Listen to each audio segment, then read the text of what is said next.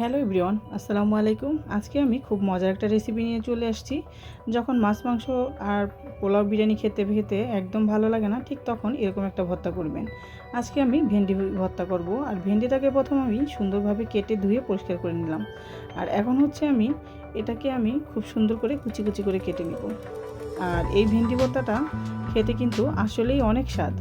তো একটা পেঁয়াজ নিলাম, পেঁয়াজটাকে আমি একটু কুচি কুচি করে নিলাম। তারপরে এটাকে আরও কুচি করে নিলাম। পেঁয়াজ যত কুচি হবে ভর্তাটা অত বেশি টেস্ট হবে।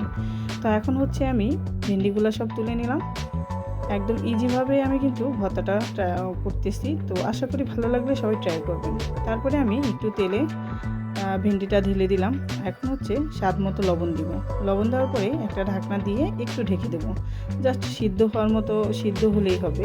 তো সিদ্ধ হয়ে গেছে, একবার জাস্ট ঢাকনাটা তুলে নেড়ে দিলাম। তো এই যে দেখেন, এখন কিন্তু এটা একদম পারফেক্ট হয়ে গেছে। তো এখন হচ্ছে নামিয়ে নিলাম। কয়েকটা শুকনো মরিচ নিয়ে এভাবে সুন্দর করে লাল লাল করে পেঁয়াজের সাথে ডলে নেবেন। তারপরে ভেন্ডিটাকে এটার সাথে খুব সুন্দর করে মিক্স করে নেবেন। বাস, ভর্তাটা কিন্তু একদম রেডি হয়ে গেল। আর এরকম একটা ভর্তা দিয়ে আসলে এক প্লেট ভাত এমনিতেই খাওয়া যায়। তো আমার কাছে তো এই ভর্তাটা অনেক মজা লাগে আর খুব খেতে ভালো লাগে। তো আপনাদের যদি ভালো লাগে অবশ্যই ট্রাই করবেন।